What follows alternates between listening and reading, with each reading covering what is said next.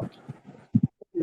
இந்த நாள்ல மீண்டுமாக நாம் சகரியா புத்தகத்தை தியானிக்கும்படியாக வந்திருக்கோம். கர்த்தர் விசேஷித்த கிருபைகளை நமக்கு தந்திருக்கிறார். ஆகவே நாம் ஆண்டவரைக்கு துதி ஸ்தோத்திரங்களை ஏறெடுப்போம். இந்த நாளில் கூட சகரியா புத்தகத்தின் வேத ஆராய்ச்சியின் 2வது நாள். இந்த நாள்ல விசேஷமாக ஒரு காரியத்தை நான் உங்களுக்கு கற்றுக் கொடுக்க விரும்புகிறேன். சகரியா புத்தகம் 3, 4, 5 அதிகாரங்களோடு கூட தீர்க்க தரிசனத்தை வியாக்கியானம் பண்ணுவதற்கான வழிமுறைகள் என்ன என்பதை குறித்தும் கற்றுக் கொடுப்பதையும் உங்களுக்கு நான் கற்றுக் கொடுக்க ஆவியானவர் கிருபை செய்ய வேண்டும் ஜெபிக்கிறேன். Book of Zechariah chapter 3, 4 and 5 how to interpret prophecy and prophetic books. அதைத்தான் இதனால நாம் சற்று சேர்த்து பார்க்கிறோம். இது முக்கியமான ஒன்றாக இருக்கிறபடினால இதை தெரிந்து வைத்திருக்க வேண்டும் என்று சொல்லி இதை உங்களுக்கு கற்றுக் கொடுப்பதிலே நான் அதிக ஆவலுள்ளவனாக காணப்படுகிறேன். ஆகவே இந்த நாளிலே நம்ம வரலாம். சகரியா புத்தகம் வேத ஆராய்ச்சி நாள் 2. இந்த நாளில் 3, 4, 5 அதிகாரங்களை தியானிக்க இருக்கிறோம். அதன் அடிப்படையில 3ஆம் அதிகாரத்துக்கு இப்ப நாம் வர இருக்கிறோம். ஆகவே எல்லாரும் உங்களுடைய வேதாகமத்தை கையில எடுத்து வைத்துக் கொள்ளுங்கள். இந்த 3ஆம் அதிகாரம் 1 முதல் 10 வசனங்கள் முழுவதுமாக சொல்லுகிற ஒரு செய்தி என்னவென்று கேட்டால், பிரதான ஆசாரியனை சுத்தம் செய்தல், அதாவது கிளென்சிங் ஆஃப் ஹை பிரீஸ்ட் என்று சொல்லி நம்ம பார்க்கிறோம். அப்ப இந்த 3ஆம் அதிகாரம் முழுவதுமாக நாம் வாசிக்கிற பொழுது 1 முதல் 10 அதிகாரங்களை நாம் வாசிக்கிற பொழுது ஒரே ஒரு கருத்து தான் சொல்லப்படுகிறது. அது பிரதான ஆசாரியனை சுத்தம் செய்தல் அல்லது cleansing of the high priest என்று சொல்லி நம்ம பார்க்கிறோம். இங்க பார்க்கிற பொழுது இங்க எப்படியாக சொல்லப்படுகிறது, 3ஆம் அதிகாரம் 1 முதல் 5 கொஞ்சம் டம்மு சத்தம் கேட்குது, யாரும் மியூட் பண்ண வேண்டியது இருக்கு. 1 முதல் 5 வசனங்கள் எப்படியாக இந்த சம்பவம் சொல்லப்படுகிறது என்பதை குறித்து இங்கே சொல்லப்படுகிறது. அதற்கான விளக்கத்தை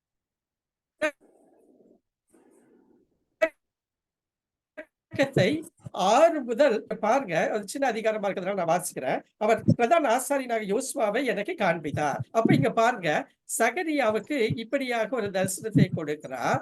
ஆண்டவர் பிரதான ஆசாரியனாக யோசுவாவை அவருக்கு காண்பிக்கிறதை பார்க்கிறோம். அவன் கர்த்தருடைய தூதனுக்கு முன்பாக நின்றான். சாத்தான் அவனுக்கு விரோதம் செய்ய அவனது வலதுபுறத்திலே நின்றான். அப்பொழுது கர்த்தர் சாத்தானை நோக்கி, கர்த்தருடைய கடிந்து கொள்வாராக, சாத்தானே, எருசலேமை தெரிந்து கொண்ட கர்த்தருடைய கடிந்து கொள்வாராக, இவன் அக்கினியில் நின்று தப்புவிக்கப்பட்ட கொல்லி அல்லவா என்றார். யோசுவாவினில் அழுக்கு வஸ்திரம் தரித்தவனாய் தூதனுக்கு முன்பாக நின்றிருந்தான். அவர் தமக்கு முன்பாக நிற்கிறவர்களை நோக்கி, இவன் மேல் இருக்கிற அழுக்கு வஸ்திரங்களை களைந்து போடுங்கள் என்றார். பின்பு அவனை நோக்கி, பார், உன் அக்கிரமத்தை உன்னிலிருந்து நீக்கச் செய்து உனக்கு சிறந்த வஸ்திரங்களை தரிப்பித்தேன் என்றார். அவன் சிரசின் மேல் சுத்தமான பாகையை வைப்பார்களாக. அப்பொழுது சுத்தமான பாகையை அவன் சிரசின் மேல் வைத்து அவனுக்கு வஸ்திரங்களை தரிப்பித்தார்கள். கர்த்தருடைய தூதன் அங்கே நின்றார். இப்ப பாருங்க, பிரதான ஆசாரியனாக யோசுவாவை இங்க சகரியாவுக்கு காண்பிக்கிறார். இப்படி காண்பிக்கிற வேளையில கர்த்தருடைய தூதனுக்கு முன்பாக என்ன செய்கிறான், சாத்தான் அவன் வலது பக்கத்தில் நிற்கிறான். மட்டுமல்ல, சாத்தான் இந்த யோசுவாவை குறித்து குற்றம் சொல்லுகிறதை பார்க்கிறோம். ஏன்னு கேட்டீங்கன்னா, ஒரு அழுக்கு வஸ்திரம் தரித்தவனாய் அவன் காணப்படுகிறதை இங்கே காணப்படுகிறதை நாம் பார்க்கிறோம். ஆகவே ஆண்டவர் சொல்லுகிறார், கூட இருக்கிறவர்களோடு கூட சொல்லுகிறார், நீங்கள் அவருக்கு ஒரு நல்ல வஸ்திரத்தை தரியுங்கள், மட்டுமல்ல ஒரு நல்ல தலைப்பாகையை அவருக்கு வெய்யுங்கள் என்று சொல்லுகிறது தான் இந்த இடத்தில் சொல்லப்படுகிற ஒரு சம்பவம். அதைத் தொடர்ந்து அதனுடைய விளக்கத்தை தான் 6 முதல் 10 வசனங்கள்ல நாம் பார்க்கிறோம். ஆகவே ஒரு சின்ன அதிகாரமாக இருக்கிறபடினால நாம் முடிந்த அளவுக்கு இதை நாம் வசனமாக நாம் தியானிக்க இருக்கிறோம். ஆகவே அதனுடைய சாரம்சம் இதுதான். பிரதான ஆசாரியரின் சுத்திகரிப்பு 3ஆம் அதிகாரம் 1 முதல் 10 வசனங்கள். அதாவது இது 4வது இரவு தரிசனம். இஸ்ரவேலின் சுத்திகரிப்பு மற்றும் ஆசாரிய தேசமாக மறுசீரமைக்கப்படுவதை வலியுறுத்துகிறது. தரிசனம் 1 முதல் 5 வசனங்களில் கொடுக்கப்பட்டுள்ளது. அதாவது 3ஆம் அதிகாரம் 1 முதல் 5 வசனங்களில் கொடுக்கப்பட்டுள்ளது. அதைத் தொடர்ந்து 6 முதல் 10 வசனங்களில் விளக்கமும் முக்கியத்துவமும் கொடுக்கப்பட்டுள்ளது. இது தேவனே இதை வெளிப்படுத்துகிறதை இந்த சம்பவத்துல நாம் பார்க்க முடியும். 3:1 பார்க்கிறோம். இதைத்தான் நம்ம பார்த்தோம்.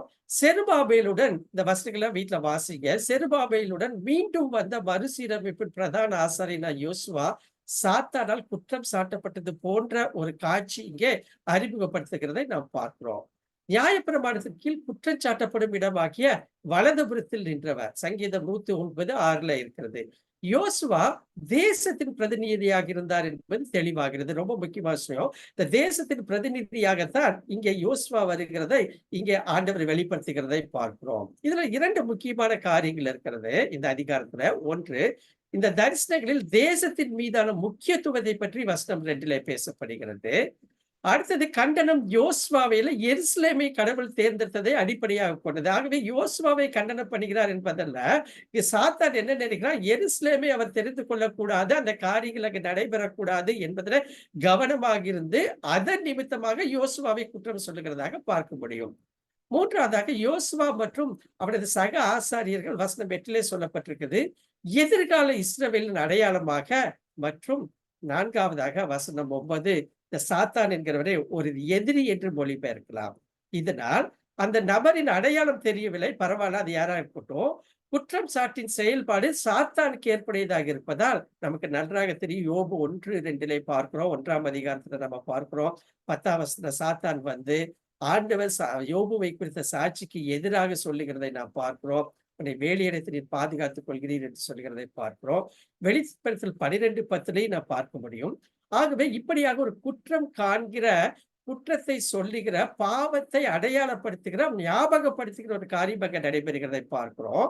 அதனுடைய அடையாளம் என்பது அப்படின்னு என்ன கேட்டீங்கன்னா, தீங்கிழைக்கும் எதிரி இஸ்ரவேலின் பாவங்களையும் கடவுளின் தயவுக்கும் அவர்கள் தகுதியற்றதை அறிவிக்கிற கர்த்தர் முன்னிலை நிற்கிறார். அப்படின்னா இஸ்ரவேலை நீங்கள் தெரிந்து கொள்வதற்கு அவர்கள் பாத்திரவான்கள் அல்ல, அவர்கள் பாவத்தின் அடிமைத்தனத்தில் இருக்கிறவர்கள், கீழ்ப்படியாமின் பிள்ளைகள், கட்டளைகளை நிறைவேற்றாதவர்கள், முற்றுமுடிய உம்மை விட்டு அநேக பாவ வாழ்க்கைக்கு திரும்பினவர்கள், மட்டுமல்ல நூற்றாண்டாக அவர்கள் விலகி போன மக்கள் என்று சொல்லுகிறதை இங்கு பார்க்க முடிகிறது. அப்ப என்ன அர்த்தம் கேட்டீங்கன்னா, யோசுவா நியாயப்படுத்தப்பட்டால் இஸ்ரவேல் ஏற்றுக்கொள்ளப்பட்டது. ஒருவேளை யோசுவாவை ஆண்டவர் இந்த இடத்துல நிராகரிக்கப்பட்டால் இஸ்ரேல் நிராகரிக்கப்படுகிறது என்பதனுடைய அர்த்தத்தை வைத்துத்தான் யோசுவாவை குற்றம் சாட்டுகிறதை நாம் பார்க்க முடியும். தேசத்திற்கான கடவுளின் முழு திட்டமும் இதன் மூலமாக வெளிப்பட்டது என்பதை சாத்தான் அறிந்திருந்தார். இஸ்ரவேலின் நம்பிக்கைகள் அளிக்கப்படும் அல்லது உறுதிப்படும் என்பதை தான் ஆண்டவர் இங்கே தெளிவுபடுத்துகிறதை நாம் பார்க்க முடியும். 3ஆம் அதிகாரம் 2ஆம் வசனத்துல நீங்க பாத்தீங்கன்னா சாத்தான் வந்து அங்கே நிற்கிறதை பார்க்கிறோம். முதலாவது நீங்க பாருங்க, பழைய ஏற்பாட்டிலே சுவாரஸ்ய விஷயமாக சாத்தான் எப்போதும் தோன்றுவதிலே ஆங்காங்கே ஒரு சில இடங்களில் வருகிறதை பார்க்கிறோம்.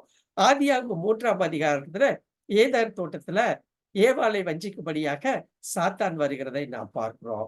4ஆம் புத்தகத்தின் முடிவுல தாவீதை இஸ்ரவேலை எண்ணும்படியாக, கணக்கெடுக்கும்படியாக தூண்டுகிறதை பார்க்கிறோம்.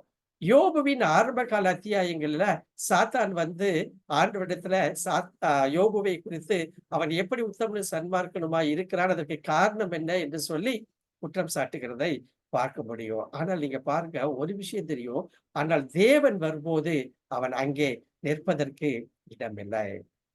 நீங்கள் சரித்திரத்தை வாசியுங்கள், வேதாகமத்தை முழுவதுமாக நீங்கள் வாசிப்பீர்கள் என்று சொன்னால், எப்பொழுதெல்லாம் முக்கியமான ஒன்று நடக்கப் போகிறதோ அப்பொழுதெல்லாம் பிசாசு அதை தடுக்க முயல்கிறார். அது இன்றும் உலக வாழ்க்கையிலே, கிறிஸ்தவ வாழ்க்கையில, ஆன்மீக வாழ்க்கையில, ஆவிக்குரிய வாழ்க்கையில நடக்கிறதை நாம் பார்க்கிறோம்.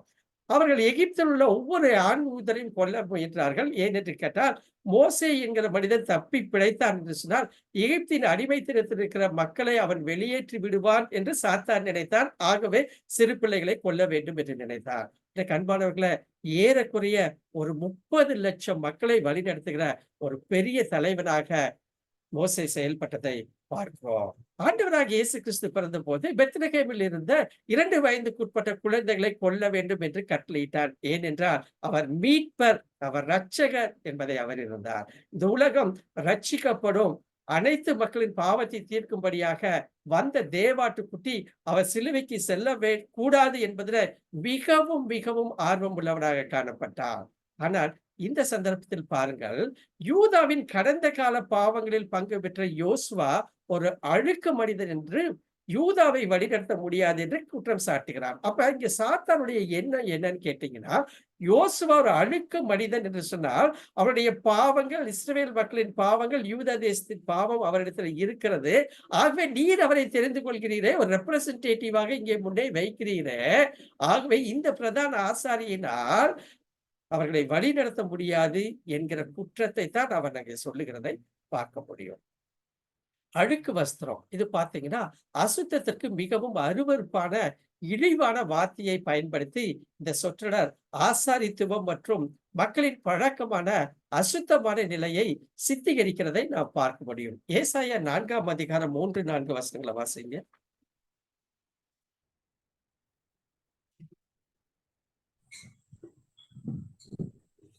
அப்பொழுது ஆண்டவர் சீயோன் குமாரத்திகளின் அழுக்கை கழுவி நியாயத்தின் ஆவியினாலும் சுட்டெரிப்பின் ஆவியினாலும் எருசலேமின் இரத்த பழிகளை அதன் நடுவிலிருந்து நீக்கிவிடும் போது சீயோன் மீதியாயிருந்து எருசலேமில் தரித்திருந்து ஜீவனுக்கென்று பேர் எழுதப்பட்டவனும் பரிசுத்தவன் என்று சொல்லப்படுவான்.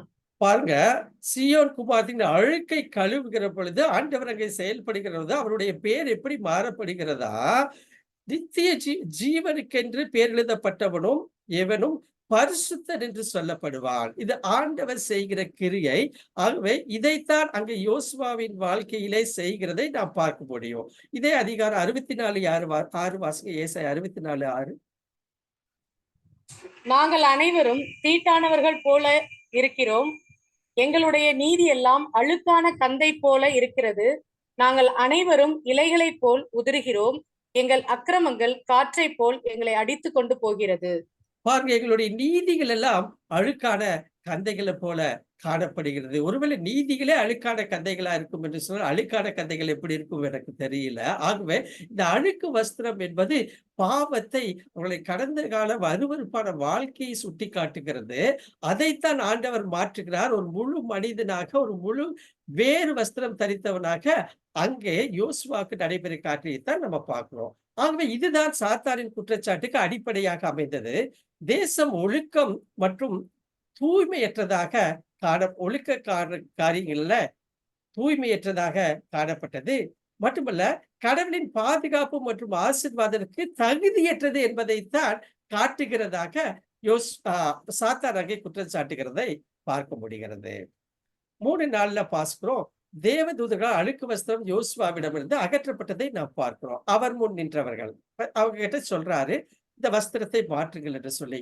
ஆக்சுவலா அதனுடைய சரியான பொருள் என்னவென்று கேட்டால், அவர்களின் வாக்குறுதி அளிக்கப்பட்ட எதிர்காலம், நியாயப்படுத்துதல், தேசத்தின் ரட்சிப்பு. அது உள்ள இருக்கிற வசனம் எல்லாம் நீங்க வீட்டுல படிக்கணும். பிரதான ஆசாரியர் ஐஸ்வர்யமான ஆடைகளை அணிந்திருந்தார்கள். அது நீதியை பற்றி கூறப்பட்டது. மற்றும் இஸ்ரவேலர்கள் மீண்டுமாக வாக்களிக்கப்பட்டதின்படி மீண்டும் கூட்டி சேர்க்கப்படுவார்கள் என்பதை குறித்த ஒரு தீர்க்க தரிசனமாகத்தான் இந்த 3ஆம் அதிகாரம் 4ஆம் வசனத்தில் சொல்லப்படுகிறதை நாம் பார்க்க முடியும். மட்டுமல்ல, ஒரு சுத்தமான தலைப்பாகையை யோசுவாவின் தலையில வைக்கும்படியாக அந்த மனிதர்களிடம் சொல்லுகிறார். பிரதான ஆசாரியின் ஆடையின் ஒரு பகுதியான தலைப்பாகையில் நீங்க வாசிச்சீங்கன்னா தெரியும், இந்த வசனங்கள்லாம் கர்த்தருக்கு பரிசுத்தம் என்ற வார்த்தைகள் பொறிக்கப்பட்டிருக்கும். அதாவது பிரதான ஆசாரியனுடைய உடை அல்லது ஆடை எப்படி இருக்க வேண்டும் என்பதை குறித்து யாத்திராகமம் 18ஆம் அதிகாரத்துல முழுவதுமாக கூட கொடுக்கப்பட்டிருக்கிறதை பார்க்கிறோம். ஒரு வசனம் மட்டும் வாசிங்க. யாத்திராகமம் 28:36. பசும் பொன்னினால் ஒரு பட்டத்தை பண்ணி கர்த்தருக்கு பரிசுத்தம் என்று அதிலே முத்திரை வெட்டாக வெட்டி அதை அதை இளநீல நாடாவினால் பாகையின் முகப்பிலே கட்டுவாயாக. ஓகே, அப்ப கர்த்தருக்கு பரிசுத்தம் என்று எழுதியிருக்கிற பொறிக்கப்பட்டிருக்கிற ஒரு வாசகம். அப்படின்னா என்னன்னா, இந்த தலைப்பாகையை அணிவதன் நிமித்தமாக சகரியாவுக்கு இதை நினைவுபடுத்துகிறார். இது என்ன அழைப்பு என்று கேட்டா, இது கடவுளுடன் இஸ்ரவேலின் ஆசாரியத்துவம் மீண்டும் மீட்கப்படுகிறது என்பதை குறித்து வெளிப்படுத்துகிற ஒரு காரியத்தை இங்கு சொல்லுகிற ஒரு தீர்க்கதரிசன பகுதியாக அமைகிறதை நாம் பார்க்க முடியும். அவர்கள் ஒரு அற்புதமான அடையாளம். அதாவது யோசுவாக்கு முன்பாக அமர்ந்திருக்கும் துணை ஆசாரியர்கள் எதிர்கால இஸ்ரவேலின் அடையாளங்களாக வரவிருக்கும் மேசியாவை முன்னறிவித்தார்கள். இங்கே அடையாளமாகிய புருஷர் என்று 3ஆம் அதிகாரம் 8ஆம் வசனத்தை நம்ம பார்க்கிறோம்.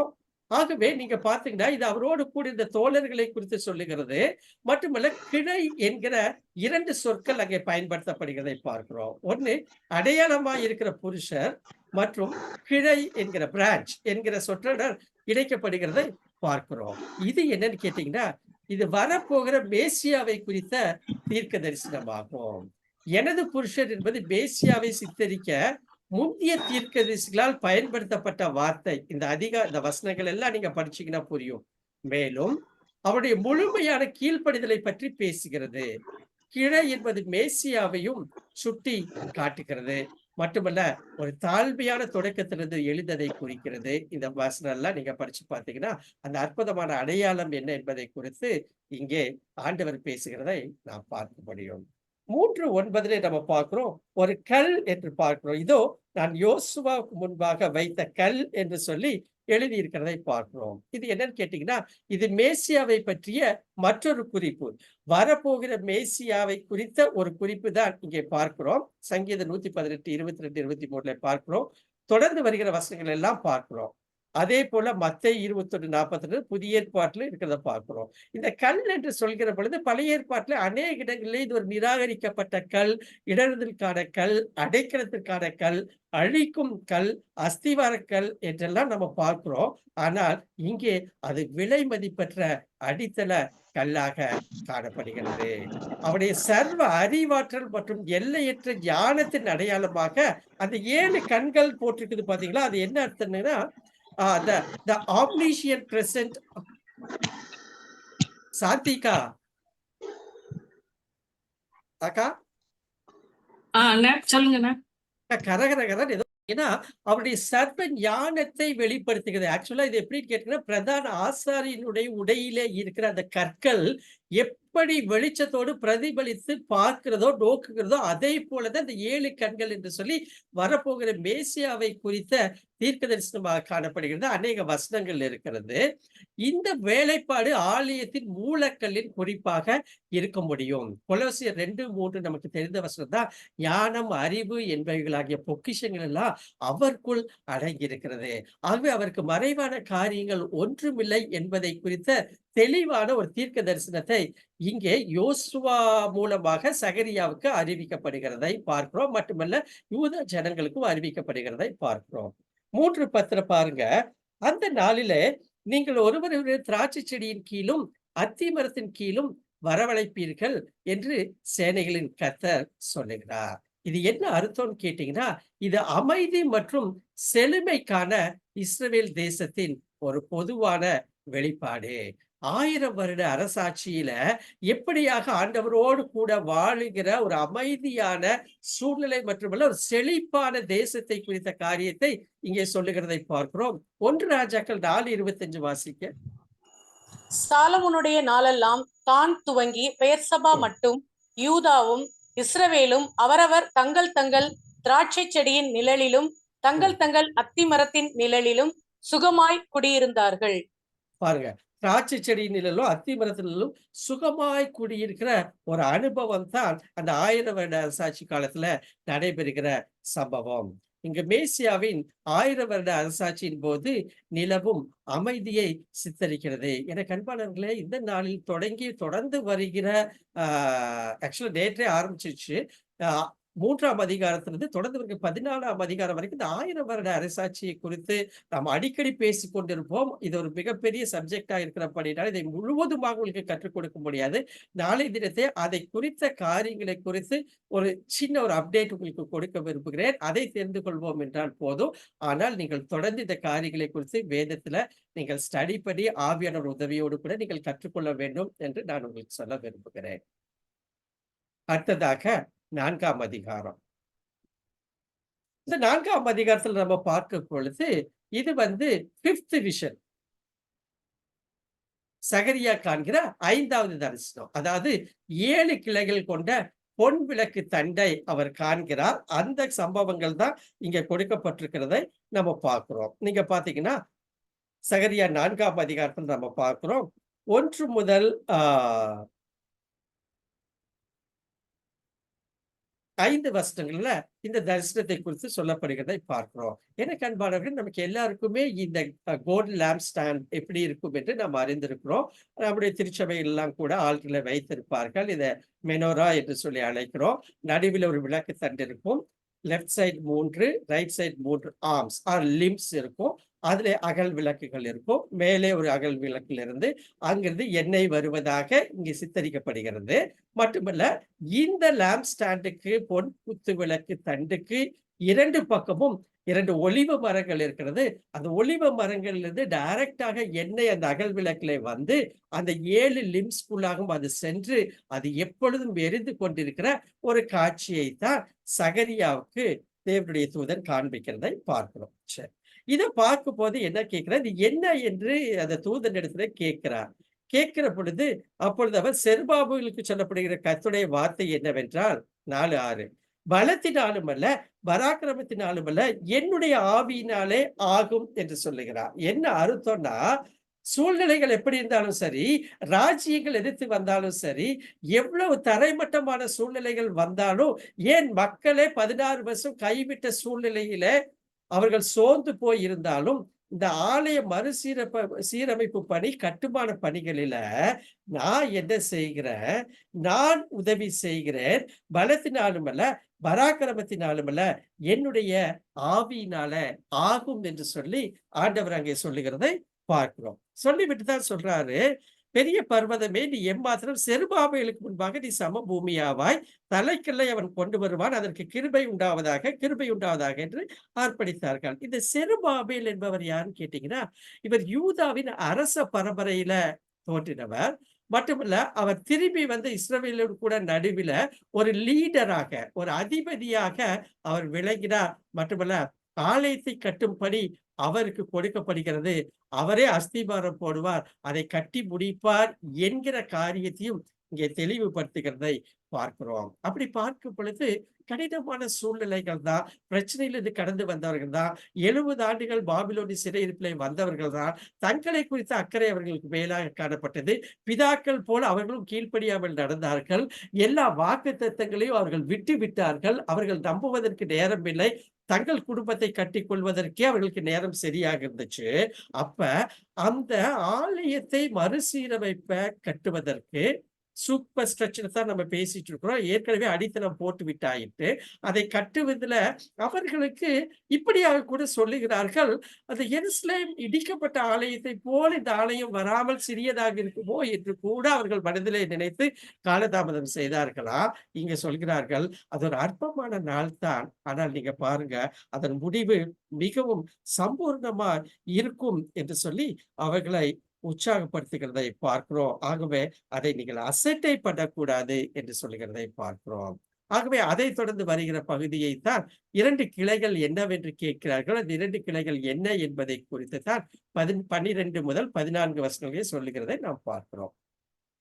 அப்ப இந்த ஆலயத்தில் 7 கிளைகள் கொண்ட பொன் விளக்கு தண்டை சகரியா கண்டு எழுந்திருக்கிறார். விளக்கை விட உயரமான ஒரு பாத்திரம் ஓடுவதை பார்க்கிறோம். இதை நான் உங்களுக்கு எக்ஸ்பிளைன் பண்ணிவிட்டேன். அப்ப அந்த எண்ணெய் என்பது என்ன அர்த்தம்னா, இது கடவுளுடைய பரிசுத்த ஆவியின் சின்னமாக வேதாகமம் முழுவதும் இருக்கிறதை நாம் பார்க்கிறோம். ஆகவே ஒருவர் எண்ணெயினால் அபிஷேகம் செய்யப்படும் போது, அபிஷேகம் என்கிற வார்த்தை பயன்படுத்தப்படுகிறது. வரலாற்றிலே கிரேட் பிரிட்டனின் ராணி 1952 முடிசூட்டப்பட்ட போது எண்ணெயால் அபிஷேகம் செய்யப்பட்டார் என்கிற சரித்திரமும் இருக்கிறது. நீங்க பாருங்க, அப்ப என்ன அர்த்தம்? செருபாபேல் திரியேக தேவனால் அபிஷேகம் பண்ணப்பட்டவர். மட்டுமல்ல, எபிரேய மொழியில் இந்த அபிஷேகம் செய்யப்பட்டவர்களுடைய வார்த்தை எதை காட்டுகிறது என்று சொன்னால், இங்கு யோசுவாவை காட்டுகிறது, அதில செருபாபேலை காட்டுகிறது. இந்த மேசியா என்கிற பொருளின் அர்த்தத்தும் கூட வருகிறது. ஆகவே கடவுளின் அபிஷேகம் செய்யப்பட்டவர் என்று பார்த்தால், கிறிஸ்து இந்த கிரேக்க பதத்துல அபிஷேகம் செய்யப்பட்டவர் என்று அழைக்கப்படுகிறார். ஆகவே என்ன நம்ம புரிந்து கொள்ள வேண்டும் என்று சொன்னால், செருபாபேலுக்கு கொடுத்த கட்டளை தான், அவர்தான் அதை அஸ்திபாரம் போடுவார், கட்டி முடிப்பார், அதை முழுவதுமாக செய்யப்படும். ஆனால் பலத்தினாலும் அல்ல, பராக்கிரமத்தினாலும் அல்ல, அது ஆண்டவராகிய இயேசு கிறிஸ்துவினால் அது நடைபெறும் என்பதை குறித்த சம்பவத்தை தான் இங்கே தெளிவுபடுத்துகிறதை நாம் பார்க்க முடியும். அப்ப நீங்க பாருங்க, ஏதோ ஒரு ராணுவ பலத்தை வைப்பதினால் அல்ல, அரசியல் பலத்தினால் நடைபெறப் போவது இல்ல. அதுதான் பலத்தினாலும் அல்ல, பராக்கிரமம் அல்ல. ஆனால் பசுத்தாவியின் மூலம் சாதிக்க முடியும் என்பதை தெளிவுபட காண்பிக்கிறது. ஆகவே எனக்கு அன்பானவர்களே, பசுத்தாவினால் மட்டுமே அது சாத்தியம் என்பதை நாமும் அறிந்திருக்கிறோம். அப்போஸ்தலர் நடபடிகள் 1ஆம் அதிகாரம் 8ஆம் வசனம் நமக்கு மனப்பாடமாகவே தெரியும். ஆகவே நீங்க பாருங்க, மிக முக்கியமான ஒரு காரியத்தை இங்கே சகரியா தீர்க்கதரிசி தெளிவுபடுத்துகிறதை பார்க்கிறோம். அப்ப இந்த அதிகாரம் செருபாபேலுக்கு வழங்கப்பட்டது என்பதற்கான ஆதாரம் மிகவும் அசாதாரணமானது. பாத்தீங்கன்னா, இங்க ஒரு கல் என்று சொல்லியிருக்கோம் பாத்தீங்களா? ஆலயத்தை கட்டுபவர்கள் கட்டிடம் உச்சிக்கு வந்ததும், கட்டப்பட்டவர்கள் இருபுறமும் இணைக்கும் ஒரு கல்லை வைத்து ஆலய கட்டுமான பணியை முடிக்க பொதுவாக ஒரு விழாவாகவே கொண்டாடுவார்கள். சூப்பர் ஸ்ட்ரக்சர் வந்துட்டே இருக்கும். அது கட்டுமான பணி ஸ்ட்ரக்சர்லயே பார்த்தீங்கன்னா, இடையில ஒரு கேப் இருக்கும். அதை கடைசியாக அந்த கேப் அந்த கல்லை வைத்து தான் முழுமையாக அந்த ஆலயத்தை முடிப்பார்கள். அப்பொழுது ஒரு பெரிய விழாவே நடக்கும். செருபாபேல் உண்மையில் அந்த கல்லை தன் கைகளால் உயர்த்தி அந்த இடைவெளியை சேர்ப்பார் என்றுதான் வசனம் கூறுகிறது. இது பொதுவாக மிகவும் கனமான ஒரு கல். ஆனால் அதை எடுத்து சென்று எந்த உதவியும் இல்லாம ஒரு லிஃப்ட், புலீஸ் போன்றவை எதுவும் இல்லாம கயிறுகள், கம்பிகள் இல்லாமல் ஒற்றை கையில் வைப்பார் என்று தீர்க்கதரிசனம் கூறுகிறது. இதனுடைய அர்த்தம் என்னன்னா, சர்வ வல்லமையுள்ளவராக ஆண்டவராகிய நான் என் தீர்க்கதரிசி உங்களிடத்தில் அனுப்பினேன் என்பதை நீங்கள் அறிந்து கொள்வீர்கள் என்று சொல்லப்படுகிறது. செருபாபேல் இந்த பெரிய கல்லை தூக்கி அதை எழுப்பும் சக்தி சோர்ந்து போகிற மக்களுக்கு இது எப்படி முடிப்போமோ என்று அவர்கள் தயங்கிக் கொண்டிருக்கிற மக்களுக்கு ஒரு உற்சாகமான பாடமாக அமைகிறது. மேசியா அங்கே செயல்படுவார் என்கிற ஒரு சத்தியம் இருந்தாலும் பரத்தினாலும் அல்ல, பராக்கிரமத்தினாலும் அல்ல, கர்த்தருடைய ஆவியானவர் அதை செய்து பிடிப்பார். ஆகவே நீங்கள் பயப்பட வேண்டாம், கலங்க வேண்டாம், உங்களுடைய கட்டுமான பணியை நீங்கள் தொடருங்கள் என்று சொல்லி ஒரு உற்சாகம் அளிக்கிற சம்பவமாக காணப்படுகிறதை பார்க்க முடியும். அப்ப இது கர்த்தருடைய தூதன், இஸ்ரவேலின் பாதுகாவலர், மீட்பர் மற்றும் அவர்களது பாதுகாவலர் இந்த ஆலயத்தை கட்டிப்பிடிக்க அனுப்பப்பட்டார். எதிர்காலத்தில் அவர் தனது ராஜ்யத்தில் உள்ள ஆலயத்தில் ஆராதனை செய்ய மேசியாக வருவார். அப்ப நீங்க பாருங்க, இது ஒரு அற்பமான நாள் தான். எஸ்றா 3:12 ஆகாயம் 2:3 நீங்க வாசிச்சு பாருங்க. 7 கண்களும் அவருடைய பார்த்து கொண்டிருக்கிறது அப்படின்னா, that is omniscient presence of God. ஆகவே இது ஒரு அற்பமான நாள் என்று நீங்கள் அசட்டை பண்ணி விடாதீர்கள். தாலிய மேசி ஆட்சிக்கு வரும்போது புகழ் பெற்ற 1000 ஆண்டு அரசாட்சியில இது நிகழும் என்பதை குறித்த காரியத்தை குறித்து கூட தீர்க்க தரிசனமாக எழுதுகிறதை நாம் பார்க்க முடியும். 4 11 to 14 பார்த்தீங்கன்னா 2 அபிஷேகம் பண்ணப்பட்டவர்கள் என்கிற ஒரு காரியம் வருகிறது. வசனத்தின் 14 பிற்பகுதி ஆண்டவராய் இருக்கிறவரின் சமூகத்தில் இருக்கிற அபிஷேகம் பெற்றவர்கள் இவர்கள். இதனுடைய அர்த்தம் என்னன்னு கேட்டீங்கன்னா, இந்த 2 ஒலிவ மரங்கள் நம்ம பார்த்தீங்களா? சகரியா 4:3 வருகிறது, 4:11 வருது. மிக மிக முக்கியமான ஒரு தீர்க்கதரிசனம். இஸ்ரவேலில் உள்ள அரச மற்றும் ஆசாரிய தலைமைத்துவங்களை பிரதிநிதித்துவப்படுத்துகிறது. அப்படின்னா என்னன்னு கேட்டீங்கன்னா, kingly and priestly representation of the God, அதுதான் இங்க மீன் பண்ணுது. இதன் மூலம் கடவுளின் ஆசீர்வாதம் வந்தடைகிறது. அந்த 2 ஒலிவ கிளைகள் வசனம் 12ல வருது பாத்தீங்களா? அந்த நேரத்தில் தலைமைத்துவத்தின் உச்ச பதவிகளை வகித்த 2 மனிதர்கள் இங்க வேதத்துல சொல்லப்பட்ட வாசித்தத்தின் அடிப்படையில தாவீதின் வழித்தோன்றலாக வந்த செருபாபேல் மற்றும் எலியேசரின் வழித்தோன்றலாக பிரதான ஆசிரியனாக வந்த இந்த யோசுவா 3ஆம் அதிகாரத்துல வராரு பாத்தீங்களா? யோசுவா ஒன்றாக இந்த 2 தலைமைத்துவமும் இணைந்திருக்கும் மேசியாவை அவர்கள் முன்னறிவிக்கிற தீர்க்க தரிசனம். இந்த வசனம் எல்லாம் படிச்சு பார்க்கணும். மற்றும் இஸ்ரவேலை தேசங்களுக்கு வெளிச்சமாவதற்கு உண்மையான ஆசீர்வாதம் அந்த ஆதாரம் யார்? அவர் பூமி முழுவதற்கும் ஆண்டவர். அவருடைய சேவை செய்வதில் பொறுப்பான பதவிகளை இவர்கள் இருவரும் கொண்டிருந்தார்கள். மட்டுமல்ல, இந்த இறுதி ராஜ்யத்தை குறிக்கும் 1000 வருட அரசாட்சியின் கால சொல்லாகும். மீகா 5:4. மீகா 5:4. அவர் நின்று கொண்டு கர்த்தருடைய பலத்தோடும் தம்முடைய தேவனாகிய கர்த்தருடைய நாமத்தின் மகத்துவத்தோடும் மேய்ப்பார். ஆகையால் அவர்கள் நிலைத்திருப்பார்கள். அவர் இனி பூமியின் எல்லைகள் பரியந்தமும் மகிமைப்படுவார். நாள் 2 அதிகாரம் 5. இன்றைய நாள்ல கடைசி அதிகாரம். சகரியா 5ஆம் அதிகாரம் 1 முதல் 11 வசனங்களை நம்ம பார்ப்போம்னா, இது ஒரு சின்ன அதிகாரம் தான். இதுல 2 சம்பவங்கள் கொடுக்கப்படுகிறதை நாம் பார்க்கிறோம். முதலாவதாக பறக்கும் சுழல் 5ஆம் அதிகாரம் 1 முதல் 4 வசனங்கள் ஃப்ளையிங் ஸ்க்ரால். அடுத்ததாக மரக்காலில் அமர்ந்த பெண் 5ஆம் அதிகாரம் 5 முதல் 11 வசனங்கள் வுமென் இன் தி பாஸ்கெட். 5ஆம் அதிகாரம் 5 முதல் 11 வசனங்கள். இதை நான் மிக சுருக்கமாக எளிமையாக நான் உங்களுக்கு வசனத்தை இதை நான் உங்களுக்கு சொல்லிவிட்டு இந்த சம்பவத்தை சொல்லிவிட்டு இதனுடைய விளக்கத்தை நாம் சொல்ல இருக்கிறோம். இப்ப நீங்க திருப்பி பாருங்க. நான் திரும்பவும் என் கண்களை ஏறெடுத்து 5ஆம் அதிகாரம் 1ஆம் வசனம். ஏறெடுத்து பார்க்கையில் இதோ ஒரு பறக்கிற புஸ்தக சுருளை கண்டேன். இப்ப என்ன செய்றாரு? சகரியா பறந்து வருகிற ஒரு புஸ்தக சுருளை பார்க்கிறாரு. அது நீளம் 20 முழமும் அகலம் 10 முழமுமாய் இருக்கிறது என்று சொல்லுகிறார்.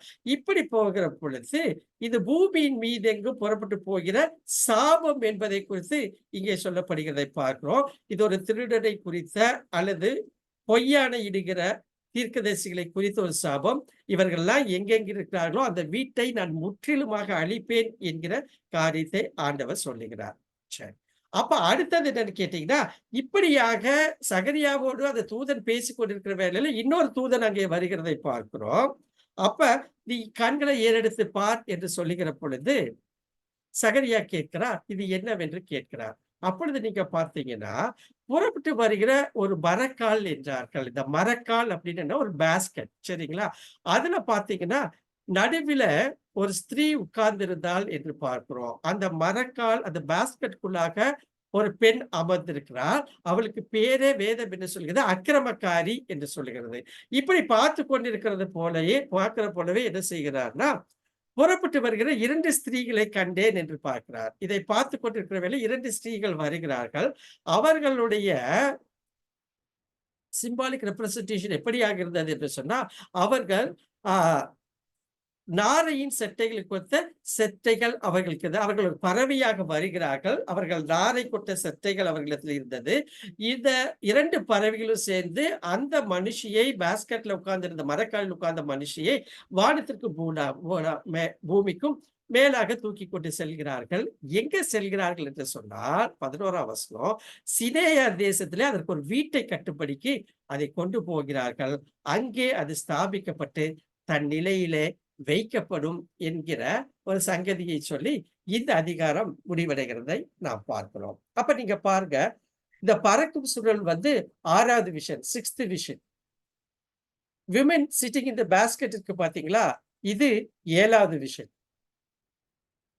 பறக்கிற புஸ்தக சுருள் 1 முதல் 4 என்ன அர்த்தம் கேட்டீங்கன்னா, பறக்கும் சுருளின் இந்த 6வது தரிசனம் இஸ்ரவேலும் முழு உலகத்தாலும் தேவனுடைய வார்த்தைக்கு கீழ்ப்படியாததை சித்தரிக்கிறது. இது அவருடைய வார்த்தையில் தெளிவாக குறிப்பிடப்பட்டுள்ள அவருடைய தரத்தின்படி பாவியின் நீதியான தீர்ப்புக்கு, அதாவது நியாய தீர்ப்புக்கு அழைப்பு விடுகிறதை பார்க்கிறோம். இதைத்தான் நம்ம பார்த்தோம். அப்ப இந்த கடவுளின் கட்டளை அடையாளப்படுத்தும் சுருள் அதற்கு கீழ்ப்படியாத அனைவருக்கும் சாபம் அல்லது தண்டனை மற்றும் அதற்கு கீழ்ப்படிந்த அனைவரையும் ஆசீர்வதிக்கப்படுவதற்கான ஒரு உருவகமாக இங்கே சொல்லப்படுகிறது. அது ஒரு தீர்க்க தரிசனமாக சொல்லப்படுகிறது. உபாகமம் 27, 26 வாசிங்க. இந்த நியாயப்பிரமாண வார்த்தைகளை எல்லாம் கைக்கொண்டு நடவாதவன் சபிக்கப்பட்டவன் என்பார்களாக. ஜனங்கள் எல்லோரும் ஆமேன் என்று சொல்ல கடவர்கள். பாருங்க, இந்த நியாயப்பிரமாணத்தை கைக்கொண்டு நடவாதவன் எவனும் என்ன செய்யலாம்? சபிக்கப்பட்டவன். இங்கே சாபம் என்கிற வார்த்தை வருகிறதை நாம் பார்க்கும் முடியும். ஜனங்கள் எல்லாரும் ஆமேன் என்று அப்பொழுது சொல்லுகிறார்கள். ஆனால் என்ன சொல்கிறார்கள்? அவர்கள் ஆண்டவரை மறந்து தன் மனம் போல வாழ்கிற வாழ்க்கை மட்டுமல்ல, பாவத்தின் அடிமைத்தனத்திலே வாழ்கிற ஜனங்களை இங்கே அவர் நினைவுபடுத்துகிறதை பார்க்கிறோம். நீங்க பார்த்தீங்கன்னா, இதே போன்ற ஒரு பகுதி வெளிப்படுத்தல் 5ஆம் அதிகாரம் 1 முதல் 9 வசனங்கள், 10ஆம் அதிகாரம் 1 முதல் 11 வசனங்களை எழுதப்பட்டிருக்கிறதை பார்க்கிறோம். இங்க 2 காரியங்கள், ஒரு திருடன் மற்றும் பொய் சாட்சி என்று பார்க்கிறோம். இரண்டும் 2 கட்டளைகள் மட்டுமல்ல, 10 கட்டளைகளும் இருந்திருக்கலாம். தனித்தனியாக குறிப்பிட்ட 2, 3வது மற்றும் 8வது பெரும்பாலும் கடவுளின் அனைத்து கட்டளையும் பிரதிநிதிப்படுகிறது. இது இஸ்ரவேல் மீறும் குற்றமாக காணப்படுகிறது, பாவமாக காணப்படுகிறது. ஆண்டவர் நியமித்த கட்டளைகளுக்கு அவர்கள் விலகி விட்டார்கள். ஆகவே சாபம் வருகிறது என்று சொல்லுகிறார். யாக்கோபு 2:10 இதை பற்றி பேசுகிறது. ஆகவே தேவனுடைய வார்த்தையை நிராகரிக்கும் பாவிகளை வேறறுத்து அழிப்பார் என்று சகரியாவின் காலத்தவர்களுக்கு உடனடி செய்தி உள்ளது. ஆனால் இஸ்ரேலுக்கும் மேசியாவின் ராஜ்யத்திற்கும் முந்தைய உலகத்திற்கும் எதிர்கால செய்தியை இது நினைவுபடுத்துகிறதாக காணப்படுகிறது. இந்த வசனத்தில நீங்க வீட்டுல வாசிங்க. அப்ப என்ன அர்த்தம்னு கேட்டீங்கன்னா, தேவனின் நியாய தீர்ப்பிலிருந்து யாரும் தப்பிக்க முடியாது. அவருடைய வார்த்தை பாவிகளின் இடத்திற்குள்ளாக நுழைந்து அதன் நோக்கத்தை நிறைவேற்றும் வரை அது செயல்படும். தேவனுடைய ராஜ்யத்தில் குறிப்பாக உண்மையாக இருப்போம். இந்த வசனங்களை நீங்க பாருங்க. நியாய தீர்ப்பு நிறைவேறும் காலம் வரும்.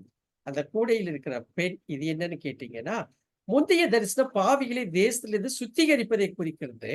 ஒரு கூடையில் ஒரு பெண்ணின் இந்த 7வது தரிசனம் தொடர்கிறது. இஸ்ரவேலிலிருந்து முழு பாவ அமைப்பையும் அகற்றுவதில் கவனம் செலுத்துகிறது. இந்த தேவனுடைய ராஜ்யத்திற்கு வருவதற்கு முன்பு நடக்கும். இந்த வசனங்களை நீங்க வாசிப்பாங்க. அப்ப இந்த துன்மார்க்க அமைப்பு ஈயமூடியின் கீழ் ஒரு பின் சிறைப்பிடிக்கப்பட்ட ஒரு கூடையாக குறிப்பிடப்படுகிறது. இதைத்தான் நம்ம பார்த்தோம். இது அக்கிரமம் நிறைந்ததாக காணப்படுகிறது என்று பார்க்கிறோம். இது ஆக்சுவலா எதை குறிக்கிறது என்று கேட்டால், பாபிலோனில் இஸ்ரவேலர்கள் செய்த பாவம் மற்றும் கடைசி நாட்கள் மேசியாவில நூற்றாண்டுகளாக அது அவர்களை பாதித்தது. இது மத சார்பற்ற ஒரு வாணிகவாதம் இறுதி உலக அமைப்புக்கு மையமானது. எப்படியாக மக்கள் பணத்தை குறித்த ஆசை, அவர்களை செல்வ செழிப்பை குறித்த ஆசைக்குள்ளாக அவர்கள் கடந்து வருவார்கள் மட்டுமல்ல, அது ஒரு உலக அமைப்பாக அது மாறும் என்பதை குறித்து கூட சொல்லுகிற ஒரு மிக முக்கியமான தீர்க்கதரிசனம் வெளிப்படுத்தின விசேஷம் 18ஆம் அதிகாரத்தை நீங்கள் வாசித்தீர்கள் என்றால் இதை புரிந்து கொள்ளலாம். அப்ப கூடைக்குள் ஒரு பெண் அமர்ந்திருந்தால் அவள் இந்த இறுதி அக்கிரமத்தை வெளிப்படுத்துகிறார். வெளிப்படுத்தின விசேஷம் 17:3 முதல் 5 வசனங்களை நீங்க வாசிங்க. இது செயலற்றதாக இருக்கவில்லை, ஏனெனில் கூடையில் அதை அடக்குவதற்கு ஒரு ஈயமூடி தேவைப்பட்டது. 2 பெண்கள் சிறகுகளில் காற்று இருந்தது, அவைகள் பறந்து கொண்டிருந்தார்கள். நாரைகள் அசுத்தமான பறவைகள். இந்த வசனம் எல்லாம் வாசிக்கணும். இவைகள் ஒரு தீய சக்தி, ஒரு பேய் சாத்தான சக்தியினுடைய ஏஜென்ட்டாக செயல்படுகிறார்கள். என்ன அர்த்தம்னா, ஒரு மத சார்பின்மையை பாதுகாக்கும் சக்திகளாக தீமையின் இறுதி முடிவாக இவைகள் அமைகின்றன. கர்த்தர் திரும்பி வரும்போது அழிக்கும் உலகளாவிய அமைப்பை அமைக்க இவர்களையும் ஆண்டவர் அனுமதிக்கிறதை பார்க்க முடியும். வெளிப்படுத்தின விசேஷம் 19ஆம் அதிகாரம் 11 முதல் 16 வசனங்கள்ல நாம் பார்க்க முடியும். அடுத்தது 11ஆம் வசனம் நான் சொன்னேன். இந்த சினேயார் தேசத்திற்கு கொண்டு போகப்படுகிறார்கள், அங்கே வைக்கப்படுகிறார்கள், அங்கே அது ஸ்தாபிக்கப்பட்டு தன் நிலையிலே வைக்கப்படும் என்பதற்கு ஒரு ஆழமான அர்த்தம் உண்டு. பாபிலோனை குறிக்கும் பழைய வார்த்தை தான் இந்த சினேயார். ஆதியாகமம் 10:10 நம்ம பார்க்க முடியும். இந்த சினேயார் என்கிற வார்த்தைக்கு பழைய ஏற்பாட்டுல வேறு வேறு பொருள்கள் எல்லாம் நிறைய உண்டு. கல்தேயர் பட்டணம் கூட உண்டு. சரிங்களா? ஆகவே பாபிலோனை குறித்த பழைய வார்த்தை. திருப்பியும் அவர்கள் பாபிலோன் அடிமைத்தனத்துக்கு ஏங்க போனாங்க? பாவத்து நிமித்தமாகத்தான் அவர்கள் போனாங்க. கீழ்ப்படியாமை நிமித்தமாகத்தான் அவங்க போனாங்க. ஆகவே மீண்டுமாக அதே நிலைமைக்கு இங்க பிசாசு அவர்களை கொண்டு செல்லக்கூடிய காரியம் நடைபெற்றுக் கொண்டிருக்கிறது என்பதை குறித்த ஒரு தெளிவையும் இங்கே சுட்டிக்காட்டுகிறதை பார்க்கிறோம். அப்ப கூடையை சுமக்கிற பெண்ணுடைய லக்கு அதுதான். கடவுளுக்கு எதிரான எதிர்ப்பின் அடையாளமாக பாபேல் கோபுரத்தை ஒரு ஆலயத்தை கட்டுகிறதை குறிக்கும். ஒரு சிலையாக ஒரு அடித்தளம் அல்லது பீடத்தில் வைக்கப்படும் என்று சொல்லப்படுகிறது. தரிசனம் தவறாமல் வெளிப்படுத்துதல் விசேஷம் அதிகாரம் 17, 18 நீங்க நன்றாக வாசிப்பீர்கள். இது இறுதி பாபிலோனை நோக்குகிறது. கிறிஸ்துவின் 2ஆம் வருகையில மல்கியா 4:1 முதல் 3 வசனங்களை நீங்கள் வாசிங்கள். அங்கே நடைபெறுகிற ஒரு சம்பவமாக இது வெளிப்படுத்தப்படுகிறதை பார்க்கிறோம். எனக்கு அன்பானவர்களே, இவைகள் தான் 3, 4, 5 அதிகாரங்களில் உள்ள ஆவிக்குரிய ரீதியிலுள்ள அர்த்தம். ஆகவே இந்த நாளில அடுத்த பகுதிக்கு போவதற்கு முன்பதாக ஒரு காரியத்தை மட்டும் நான் உங்களோடு கூட பகிர்ந்து கொள்ள விரும்புகிறேன். நாம் சிந்திக்கும்படியாக, செயல்படும்படியாக. இங்க பாருங்களேன். செருபாபேலிடத்துல சொல்றாரு, பலத்தினாலும் அல்ல, பராக்கிரமத்தினாலும் அல்ல, என்னுடைய ஆவியினாலேயே ஆகும். அன்பானவர்களே, இதை நாம் நன்றாக புரிந்து கொள்வோம். இது நம்முடைய வாழ்க்கையில நாம் ஏற்றுக்கொள்வோம். ஆணித்தரமாக விசுவாசிப்போம். நம்முடைய வாழ்க்கையின் எந்த சூழலாக இருந்தாலும் சரி, எப்பேற்பட்ட போராட்டமான சூழ்நிலைகளா இருந்தாலும், எப்பேற்பட்ட உபாதைகள், கண்ணீர்கள், கவலைகள் மத்தியிலும் நமக்கு பரிசுத்த ஆவியானவர் உதவி செய்கிறார். அந்த நாட்களிலேயே தீர்க்க தரிசனமாக செருபாபேலுக்கும் சகரியாவுக்கும் சொல்லப்பட்டது. இன்றைய நாளில ஆண்டவராகிய இயேசு கிறிஸ்து மரித்து அடக்கப்படப்பட்டு உயிர் தெழுந்த பின்பதாக பெந்தேகோஸ்தே நாளன்று விசுவாசிகளாகிய உங்கள் மேலும் என் மேலும் பிரத்தியேகமாக ஊற்றப்பட்டது நிமித்தமாக பரிசுத்த ஆவியானவர் நம்மோடு கூட இருக்கிறார். இங்க சொல்லுகிற மைய கருத்து ஆவியானவர் செய்வார். நீ கவலைப்பட வேண்டாம். இது நம்முடைய வாழ்க்கையின் ஒரு பாடமாக அமையட்டும். ஒருவேளை இந்த அற்பமான ஆரம்பம் என்று சொல்லி நீங்கள் நினைக்கலாம். ஒருவேளை இந்த காரியம் என்னுடைய வாழ்க்கையில நடக்குமா? இது என்னுடைய வாழ்க்கையில நினைத்து பார்க்கவே இல்லையே. இதை நான் நினைத்து பார்க்க முடியுமா? அற்பமாக நினைக்கலாம். ஆனால் ஆண்டவர் சொல்கிறார், அற்பமான நாளை நீங்கள் அசட்டை வேண்டாம். அசட்டை பண்ண வேண்டாம். ஏனென்றால் சம்பூர்ணமான முடிவை ஆண்டவர் நமக்கு கொண்டு வருகிறார் என்பதுல நாம் இந்த நாளில ஒரு மிகப்பெரிய சத்தியமாக நாம் நம்மை நாமே பரிசோதித்து பார்த்து ஏற்றுக்கொள்ளும்படியாக பரிசுத்த ஆவியானவர் தருகிற இந்த பலத்தோடு கூட காரியங்களை செய்யும்படியாக நாம் அழைக்கப்படுகிறோம். நீங்க பாருங்க, யோவான் 14ஆம் அதிகாரத்துல ஒரு வசனத்தை நான் வாசிக்க விரும்புகிறேன். ஆண்டவராகிய இயேசு கிறிஸ்துவோடு கூட இருந்த சீஷர்கள் தான் இங்க எருசலேமை நோக்கி நான் செல்லப் போகிறேன், சிலுவை பாடுகளுக்குள்ளாக கடந்து செல்லப் போகிறேன், நான் மரிக்கப் போகிறேன் என்று சொன்னபோதே உடனே சீஷர்களுக்கு பயம் வந்து விட்டது. ஏன் பயம் வந்துச்சு? உங்களுக்கு நல்லா தெரியும். ஒரு மிகப்பெரிய மேசியா, அற்புதங்கள் அடையாளங்களை செய்கிறவர், ஏன் அவர்களை போஷிக்கிறவர்கள், உறைவிடம் தந்து காப்பவர்கள், அநேகர் மத்தியிலே இவர்கள் பந்தாவாக சுத்திக் கொண்டிருந்தார்கள். இப்பொழுது ஆண்டவர் போகிறார் என்று சொன்னால் இவர்களுக்கு ஒரு பயம் வந்து விட்டது. சொல்றாரு, நான் போவது உங்களுக்கு நல்லது. யோவான் 14ஆம் அதிகாரத்துல ஒரு தேற்றரவாளனை நான் உங்களுக்கு அனுப்புவேன். அவர் என்ன செய்யறாருன்னா, சத்தியாவியாகி தேற்றரவாளர் 14ஆம் வசனம் 16ஆம் வசனம் நமக்கு தெரியும். என்றென்றைக்கு உங்களுடனே கூட இருக்கும்படியாக சத்தியாவியாகிய வேறொரு தேற்றரவாளன் வருவார். அப்படின்னு என்ன அர்த்தம்னா, இயேசு கிறிஸ்துவாகிய திரியேக தேவரில் ஒருவனாகிய இயேசு கிறிஸ்துவாகிய நான் எப்படி உங்களை வழிநடத்தினேனோ, தேற்றினேனோ, அதே போல ஒரு தேற்றரவாளன் பரிசுத்த ஆவியானவர் இந்த நாளில உங்களுக்கும் எனக்கும் கொடுக்கப்பட்டிருக்கிறார். அன்பான சகோதரனே, சகோதரியே, ஒருவேளை அந்த நாட்களில் அந்த ஆலயத்தை கட்ட மறுசீரமைப்பு பண்ண அவர்கள் யோசித்துக் கொண்டு தயங்கிக் கொண்டிருந்தார்கள். இந்த நாள்ல அதை போன்ற அனுபவத்தோடு கூட இந்த நாள்ல ஏதாவது காரியத்துக்காக நீங்கள் சோர்ந்து போயிருப்பீர்கள் சொன்னால், இந்த வார்த்தை, இந்த வசனம், இந்த தீர்க்க தரிசனம் உங்களுக்கு தான். அந்த தேற்றரவாளன் அப்படிங்கிற வார்த்தையுடைய ஹீப்ரு வேர்ட் என்னன்னு கேட்டீங்கன்னா பாராக்ளீட். இந்த பாராக்ளீட் அப்படிங்கிறதுடைய ஆழமான சத்தியம் என்ன தெரியுங்களா? பக்கத்தில் அமர்ந்திருந்து தேற்றுவாராம். ஹல்லேலூயா, ஹல்லேலூயா. பரிசுத்த ஆவியானவர் உங்களுக்கு எனக்கு அருகிலேயே அமர்ந்து நம்மை தேற்றுகிற ஒரு தேற்றரவாளனாக காணப்படுகிறார். அதனாலதான் நீங்க பாத்தீங்கன்னா, அவர் அப்பப்ப விலகி போகிறவர் இல்ல. மீண்டும் 17ஆம் வசனம், உங்களுடனே வாசம் பண்ணி மட்டுமல்ல, உங்களுக்குள்ளே இருப்பதுதான் அவரை நீங்கள் அறிவீர்கள் என்று சொல்லுகிறதை பார்க்கிறோம். எனக்கு அன்பான தேவனுடைய பிள்ளைகளை, இந்த நாளில நாம் இதை யோசித்து பார்ப்போம். இப்பேற்பட்ட கிருபை நமக்கு கொடுக்கப்பட்டிருக்கிறபடினால ஒருபோதும் நாம் சோர்ந்து போக வேண்டிய அவசியம் இல்லை. ஆண்டவர் அற்பமான காரியமாக இருந்தாலும் அசட்டை பண்ண வேண்டாம். ஆண்டவர் அதுல நல்ல நிறைவை கொண்டு வர போதுமானவராக இருக்கிறார். மட்டுமல்ல, சோர்ந்து போகிற அனுபவம் இல்லை. இந்த சத்தியம்தான் அவர்களை தேற்றியது. சரித்திரம் சொல்கிறது, பின்னால் வருகிற 2ஆம் ஆண்டிற்குள்ளாக அந்த ஆலயம் கட்டி முடிக்கப்பட்டது என்று சொல்லி. ஆகவே இந்த வேத வார்த்தை இன்றோடு நம்மோடு கூட பேசட்டும் என்று சொல்லி நாம் ஒப்புக் கொடுப்போம். எனக்கு அன்பானவர்களே, இன்றைய நாளில நான் உங்களுக்கு இன்னும் ஒரு காரியத்தை நான் கற்றுக் கொடுக்க உங்களுக்கு நான் விரும்பினேன். குறிப்பிட்ட நேரத்துல நான் முடித்து விடுவேன். மேபி ஒரு 2 or 3 மினிட்ஸ் எக்ஸ்ட்ரா எடுக்க வேண்டியதாக இருக்கும்.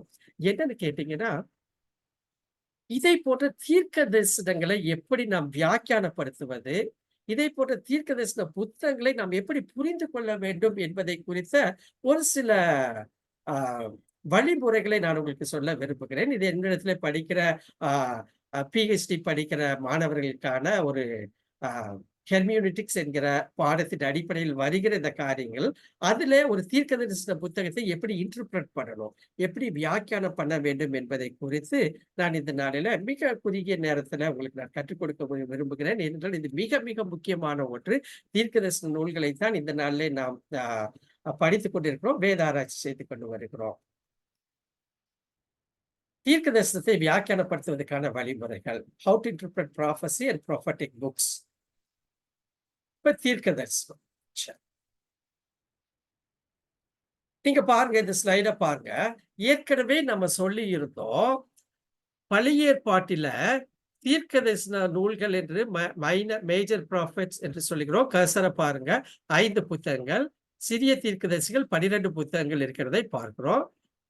புதிய ஏற்பாட்டில் தீர்க்க தரிசன நூல் என்று சொன்னால் வெளிப்படுத்தின விசேஷம் என்பதை நாம் அறிந்திருக்கிறோம். சரிங்களா? அதே போல நீங்க பார்க்க, இந்த தீர்க்க தரிசிகள் எழுதின தீர்க்க தரிசனங்கள் தான். அப்படி பார்க்கிற பொழுது சிறையிருப்புக்கு முன்பாக இருந்த தீர்க்க தரிசிகளை நேற்று லிஸ்ட் அவுட் பண்ணியிருந்தேன். எக்ஸிலிக் பீரியட் சிறையிருப்பில் இருந்த தீர்க்க தரிசிகள் 2 பேர், தானியேல், எசேக்கியேல். அதே போல சிறையிருப்புக்கு பின்பாக தீர்க்க தரிசனம் உரைத்தவர்கள் ஹாகாய், ஜகரியா, மலாக்கி. சரிங்களா? அப்ப இதை எல்லாம் நீங்க கன்சாலிடேட் பண்ணி பாருங்க. அப்ப தீர்க்க தரிசன நூல்கள் பழைய ஏற்பாட்டுல 39 புத்தகத்துல 17 புத்தகம் தீர்க்க தரிசன நூல்கள். புதிய ஏற்பாட்டுல 27 புத்தகத்துல ஒரு புத்தகம் என்னன்னு கேட்டீங்கன்னா வெளிப்படுத்துற விசேஷம் தீர்க்க தரிசன நூல். தீர்க்க தரிசிகள் அப்படின்னு பாத்தீங்கன்னா தீர்க்க தரிசன நூல்கள் மட்டுமல்ல, தீர்க்க தரிசிகள் என்று பார்த்தால் இந்த லிஸ்டின் அடிப்படையில 17 தீர்க்க தரிசிகள் இருக்கிறாங்க. புதிய ஏற்பாட்டுல யோவான் இருக்கிறாரு, அப்போஸ்தலனாகிய யோவான் இருக்கிறாரு, வெளிப்படுத்துற விசேஷம். எல்லாவற்றுக்கு மேலாக ஆண்டவராகிய இயேசு கிறிஸ்து சொன்ன தீர்க்க தரிசனங்களும் இருக்கிறபடியினால, அப்ப இந்த தீர்க்க தரிசனம் என்பது இதை நாம் புரிந்து கொள்வது, வியாக்கியானப்படுத்துவது, பிரசங்கிப்பது, போதிப்பது, நம்முடைய வாழ்க்கையில நாம் கற்றுக்கொள்வது, அபியாசப்படுத்துவது என்பது மிக மிக முக்கியம். அன்பானவர்களே, நான் ஒன்று சொல்லுகிறேன், தயவு செய்து நீங்க தப்பாக எடுத்துக்கொள்ள வேண்டாம். எனக்கு தெரிந்து பிரசங்கம் பண்ணுகிறேன் என்று சொல்லி, போதகம் பண்ணுகிறேன் என்று சொல்லி, தப்பும் தவறுமாக அநேக பிரசங்கிப்பார்கள் பிரசங்கிக்கிற ஒரு பகுதி இந்த தீர்க்க தரிசன பகுதி. அதே போல 2வதையும் சொல்லியிருக்கிறேன், உவமைகள் பகுதி. இந்த 2 தீர்க்க தரிசனத்தை தான் மிகவும் தப்பும் தவறுமாக தங்களுக்கு தெரிந்ததை எல்லாம் சொல்லி பிரசங்கிக்கிற காரியங்களை நான் என்னுடைய வாழ்க்கையில் ஏற்கனவே 40 ஆண்டுகளாக நான் பார்த்து கொண்டிருக்கிறேன். ஓகே. இன்னொரு விஷயம் என்னன்னு கேட்டீங்கன்னா, இந்த தீர்க்க தரிசன புத்தகங்களை, தீர்க்க தரிசனங்களை தவறாக அபியாசப்படுத்துகிறதுனால், தவறாக போதிக்கிறதுனால், தவறாக வியாக்கியானப்படுத்துகிறதுனால் அநேக கள்ள உபதேசங்கள், ஃபால்ஸ் டீச்சர்ஸ் இந்த உலகத்திலே உருவாகிறார்கள். 2, அது கள்ள போதனையாக மாறுகிறது. 3வதாக அது நூதன உபதேசமாக காணப்படுகிறது. இந்திய தேசத்துல இது தலைவிரித்து ஆடுகிறது என்பதை நீங்கள் அறிந்திருக்கிறீர்களோ எனக்கு தெரியாது, எனக்கு நன்றாக தெரியும். ஆகவே ஏன் இது முக்கியம் என்பதற்காகத்தான் இதை நான் உங்களுக்கு கற்றுக் கொடுக்க விரும்புகிறேன். சுருக்கமாக முடிச்சிடுறேன். அப்போ ஒரு வேதாகமத்தை நாம் எடுப்போம் என்று சொன்னால், முழு வேதாகமத்தைய அந்த லிங்குவிஸ்டிக் ஸ்டைல், மொழி நடையின் அடிப்படையில அது 5 பிரிவுகளாக இருக்கும். ஆதியாகமம் தொடங்கி வெளிப்படுத்தின விசேஷம் வரைக்கும் புத்தகமாக எடுக்கலாம், ஒவ்வொரு அதிகாரத்துல பேசேஜாக எடுக்கலாம். எடுக்கிற பொழுது இந்த அடிப்படையில தான் இருக்கும். ஒன்னா அது உரைநடையா இருக்கும், நேரேட்டிவ், இல்லாட்டி கவிதையா இருக்கும், இல்லாட்டி உவமைகளாக இருக்கும், நிருபம் அல்லது கடிதங்களாக இருக்கும், தீர்க்க தரிசனமாகும். ஆகவே இந்த மொழிநடையின் அடிப்படையில லிங்குவிஸ்டிக் ஸ்டைல்ல இது 5ல் 1 தான் எனி பேசேஜாக இருக்கும். யாத்திராகமம் 1ஆம் அதிகாரம் 1 முதல் 10 வசனங்கள்னா மோசே கர்த்தரை நோக்கி, கர்த்தர் மோசேயை நோக்கி உரைநடை. கவிதை, Hebrew poetry and wisdom literature, யோபு, சங்கீதம், நீதிமொழிகள், இதெல்லாம். உவமைகள், பாரபிள்ஸ் தெரியும். நிருபம் தெரியும். புதிய ஏற்பாட்டுல அப்போஸ்தலனாகிய பவுல் எழுதின நிருபங்கள் மட்டும் மொத்தம் 14 நிருபங்கள், மொத்தம் 21 நிருபங்கள் இருக்கிறதை பார்க்கிறோம். தீர்க்க தரிசன நூல்கள் எல்லாம் நம்ம அறிந்திருக்கிறோம். அப்ப இதுல தீர்க்க தரிசனத்தை எப்படி இன்டர்பிரட் பண்ணணும்னா, வேதத்தை வியாக்கியானம் செய்வது கடைபிடிக்க வேண்டிய விதிமுறைகள் அப்படின்னா, ஒரு ப்ராஃபட்டிக் புக்கு அல்லது ப்ராஃபட்டிக் பேசேஜ் அல்லது ப்ராஃபட்டிக் வேர்ட்ஸை நான் எப்படி வியாக்கியானப்படுத்தணும், என்ன விதிமுறைகளை நான் கடைபிடிக்க வேண்டும் அப்படிங்கிறது தான் நான் சொல்றேன். இலக்கிய சூழல், வரலாற்று பின்னணி, கலாச்சார பின்னணி, சமூக பின்னணி, வார்த்தைகளின் பொருள். இது எல்லாம் நான் சுருக்கமா சொல்றதுனால நான் எக்ஸ்பிளைன் பண்ணல. இதையெல்லாம் நீங்கள் புரிந்து கொண்டு தான் நம்ம அதை வியாக்கியானம் பண்ண வேண்டும். ஆசிரியரின் நோக்கம் மற்றும் திட்டம். Author intended meaning. அதை எழுதின ஆசிரியர் எதை மனதிலே வைத்துக் கொண்டு சொன்னார் என்பதை நன்றாக புரிந்து கொள்ள வேண்டும். ஆமா, நல்லா my dear brothers and sisters, நல்லா புரிஞ்சுக்குங்க. இந்த தீர்க்க தரிசனத்தை குறித்தெல்லாம் ஏன் தெளிவான எண்ணம் இல்லைன்னா, நான் சொல்லுகிற 3 காரியம் தான் அவங்களுக்கு தெரியாது. இது தனி மனிதனுக்கு சொல்லப்பட்ட தீர்க்க தரிசனமான்னு பார்க்கணும். 2வது, இது ஒரு தேசத்துக்கு சொன்ன தீர்க்க தரிசனமான்னு பார்க்கணும். 3வது விஷயம் என்ன தெரியுங்களா? இது யூதாவுக்கு சொன்ன தீர்க்க தரிசனமா, இஸ்ரவேலுக்கு சொன்ன தீர்க்க தரிசனமான்னு பார்க்கணும். இதெல்லாம் எதுவுமே தெரியாம தீர்க்க தரிசனம் என்கிற பெயரில நிறைய காரியங்களை எடுத்துரைக்கிற மக்களை, தீர்க்கதரிசிகளை நாம் பார்த்துக் கொண்டிருக்கிறோம். அப்படித்தான் நான் சொல்ல முடியும். இப்ப யார் தீர்க்கதரிசி? தீர்க்கதரிசியின் குணாதிசயங்கள்ல டக்கு டக்குன்னு போறேன். உண்மையான தீர்க்கதரிசி கடவுளால் அழைக்கப்பட்டு கடவுளால் நிலைநிறுத்தப்பட்டவர். முக்கியம். He is not a so called prophet. I mind my words also. தன்னுடைய பணியை செய்ய பரிசுத்த ஆவியானவரால் வல்லமையாக நிரப்பப்பட்டார். கடவுளுடைய வார்த்தையை பேசும்படியாக நியமிக்கப்பட்டார். Representative of God. தான் நினைச்சதெல்லாம் சொல்றது கிடையாது. பாவத்துக்கு எதிராக மக்களிடம் பேசி மனம் திரும்ப வைக்கிறார். அம்மா, நல்லா புரிஞ்சுக்குங்க. அக்கா, நான் ஒரு 5 நிமிஷம் சேர்த்து எடுத்துக்கலாமா? பிரச்சனை இல்ல, எடுத்துக்கோங்க. ஓகே. பாவத்துக்கு எதிராக மக்களிடம் பேசி மனம் திரும்ப வைக்கிறவர் தான் தீர்க்கதரிசி. அம்மா, நல்லா நான் ஒரு உதாரணம் சொல்றேன். புத்தாண்டு ஆகிட்டாலே வருடத்தின் 1ஆம் நாளிலே நியூ இயர்ல சொல்ற தீர்க்க தரிசனம் எல்லாம் பெரும்பாலும் சகரியா புத்தகத்திலிருந்து தான் எடுக்கப்படுகிறது. இப்பதான் 5 சாப்டர் படிச்சிருக்கிறோம். அதுல எவ்வளவு காரியங்கள் இருக்குது பாருங்க. என்னன்னே தெரியாம அந்த வசனத்தை தீர்க்க தரிசனமாக எடுத்து பேசுகிறவர். தலையாகாமல் வாளாகாமல் தலையாவார், கீழாகாமல் மேலாகாய்.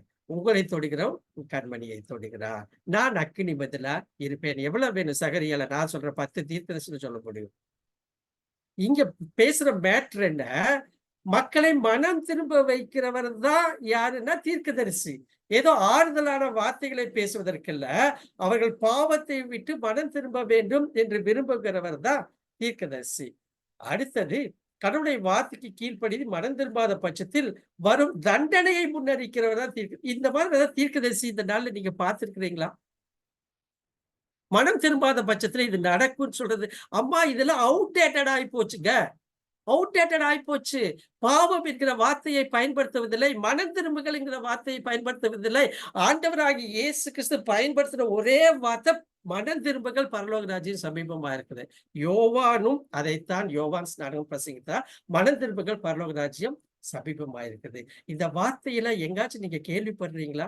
பிரசங்கியார்கள் வாயில, திருச்சபையில, கூட்டங்களில, யூடியூப்ல கேள்விப்படுகிறீர்களா? இதைத்தான் அப்போஸ்தலனாகிய பவுல் மிக தெளிவாக கண்டனம் பண்ணுகிறார். இது ஒரு வேறொரு சுவிசேஷம், வேறொரு ஆவி, வேறொரு கிறிஸ்து. சிலுவை இல்லாத கிறிஸ்துவை பிரசங்கிக்கிற கூட்டங்கள், சிலுவை இல்லாத கிறிஸ்துவை பற்றி ப்ராபசி சொல்லுகிற கூட்டங்கள் மத்தியிலே, தலைவர்கள் மத்தியிலே, ஊழியர்கள் மத்தியிலே நாம் வாழ்ந்து கொண்டிருக்கிறோம். மனம் திரும்பாத பட்சத்துல வரும் தண்டனையை முன்னறிவிக்கிறவர் தான் தீர்க்கதரிசி.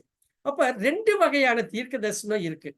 ஒன்னு பிரிடிக்டிவ்னு பேரு, இன்னொரு வந்து டிடாக்டிவ்னு பேரு. இந்த பிரிடிக்டிவ்னா என்னன்னு கேட்டீங்கன்னா, முன்னறிவிப்பு தீர்க்க தரிசனம். அதனுடைய அர்த்தம் பிற்காலத்தில் நடைபெற போவதை தீர்க்க தரிசனமாக முன்னறிவிப்பது, foretelling the future. இந்த டிடாக்டிக்னா என்னன்னு கேட்டீங்கன்னா, போதனை தீர்க்க தரிசனம். அதாவது தார்மீக நெறிமுறை மற்றும் இறையியல் உண்மைகளை கையாளுதல். ஆங்கிலத்துல நல்லா இருக்கும். Dealing with moral or ethical or theological truth. இதை சொல்றது டிடாக்டிக். அப்ப அந்த தீர்க்க தரிசனத்தை நீங்க பார்க்கும் போதே, வசனமாக இருந்தாலும், பேசேஜாக இருந்தாலும், அதிகாரமாக இருந்தாலும், whether it is predictive or didactic என்பதை you have to find out. வெவ்வேறு வகையான தீர்க்க தரிசனம் இருக்கு. நான் கொஞ்சம் வேகமா போறேன், உங்களுக்கு புரியும்னா. நம்பர் 1, உடனடியாக நிறைவேறிய அல்லது நிறைவேறிய தீர்க்க தரிசனம். Immediate prediction. நல்லா புரிஞ்சுக்கோங்க. இந்த தீர்க்க தரிசனம் என்னாங்கன்னா உடனடியாவே நிறைவேறணும். நிறைவேறிய தீர்க்க தரிசனம் அப்பவே அது நடந்து முடிச்சிடும். This is called immediate predictions. வசனங்களை வாசிக்க நேரம் இல்ல. உதாரணம், யாத்திராகம் 14:4 நம்மளுக்கு தெரிஞ்ச வசனம் தான். என்ன வசனம்? யுத்தம் கர்த்தருடையது, சரிங்களா? நீங்கள் சும்மா இருப்பீர்கள். தொடர்ந்து பாருங்க, அது நிறைவேறத பார்த்தீங்கன்னா, ஆகையால் பார்வோன் அவர்களை பின்தொடரும்படிக்கு நான் அவன் இருதயத்தை கடினப்படுத்தி, நானே கர்த்தர் என்பதை எகிப்தியர் அறியும்படி பார்வோனாலும் அவனுடைய எல்லா ராணுவத்தாலும் மகிமைப்படுவேன் என்றார். அவர்கள் அப்படியே செய்தார்கள். தொடர்ந்து வருகிற சம்பவம் உங்களுக்கு நன்றாக தெரியும். கோலை நீட்டுகிறார், முன்னாக சென்ற தூதன் பின்னாக வருகிறார். ஆகவே இஸ்ரவேல் மக்களின் சேனைகளுக்கும் துரத்தி கொண்டு வருகிற எகிப்தியருக்கும் இடையே ஒரு இருளான சூழ்நிலைகள் காணப்படுகிறது. பிரிக்கப்படுகிறார்கள். மட்டுமல்ல, அவர்கள் கடலை திறந்து ஒரு வெட்டாந்தரையை கடப்பது போல நடந்து போகிறார்கள். அப்ப யுத்தம் உங்களுடையதல்ல, கர்த்தருடையது என்று சொல்லுகிற அந்த ஒரு தீர்க்கதரிசனம் அப்பொழுதே நிறைவேறுகிறதை நாம் பார்க்க முடியும். அதான் யாத்திரா 14ஆம் அதிகாரம் இப்ப சொன்ன பாத்தீங்கன்னா 13 முதல் 17 வசனத்துல நடக்கிறதை பார்க்கிறோம். மார்க்கு 14:30 ஆண்டவராகிய இயேசு கிறிஸ்து சொல்றாரு, பேதுருவை பார்த்து, சேவல் 2 தடவை கூவுவதற்கு முன்பதே நீ 3 தடவை என்னை மறுதலிப்பாய் என்று மெய்யாகவே உனக்கு சொல்லி. இது தீர்க்க தரிசனங்க. இது ஏதோ ஒரு கான்வர்சேஷன்ல வந்தது கிடையாது. இது மார்க்கு 14:66 முதல் 71 வசனங்கள்ல தெளிவாக நிறைவேறுகிறதை நாம் பார்க்கிறோம். இது இம்மீடியட் ப்ரெடிக்ஷன். 2வது, பழைய ஏற்பாட்டு தீர்க்கதரிசனம் பழைய ஏற்பாட்டு காலத்திலேயே பின்னாட்களே நிறைவேறியது. சொல்லி 200 வருஷம் கழிச்சு நடக்கும், சொல்லி 100 வருஷம் கழிச்சு நடக்கும். இப்ப சகரியா தீர்க்கதரிசனம் எல்லாம் நம்ம பார்க்கிற பொழுது, சகரியா புத்தகத்தில் இருக்கிறதெல்லாம் எரேமியா 200 ஆண்டுகளுக்கு முன்னாடி சொல்லிட்டாரு. ஏசாயும் சொல்லிட்டாரு. கிறிஸ்து பிறப்பதற்கு முன்பு 650 ஆண்டுகளுக்கு முன்னாலேயே சொல்லப்பட்டது. யோசுவா 6:26 அக்காலத்துல யோசுவா இந்த எரிகோ பட்டணத்தை கட்டும்படி எழும்பும் மனுஷன் கர்த்தருக்கு முன்பாக சபிக்கப்பட்டிருக்க கடவன். அவன் அதன் அஸ்திபாரத்தை போடுகிற பொழுது தன் மூத்த குமாரனையும் அதன் வாசல்களை வைக்கிற பொழுது தன் இளைய குமாரனையும் சாக கொடுக்க கடவன் என்று சாபம் கூறினான். யோசுவா 6:26 பார்க்கிறோம். பழைய ஏற்பாட்டு தீர்க்கதரிசனம். 1 ராஜாக்கள் 16:34 அது நிறைவேறுகிறதை பார்க்கிறோம். கடைசியாக வருகிறது, தன் மூத்த குமாரனையும் அதன் வாசல்களை வைக்கிற பொழுது செகு என்று சொல்லி இருக்கிறதை பார்க்கிறோம்.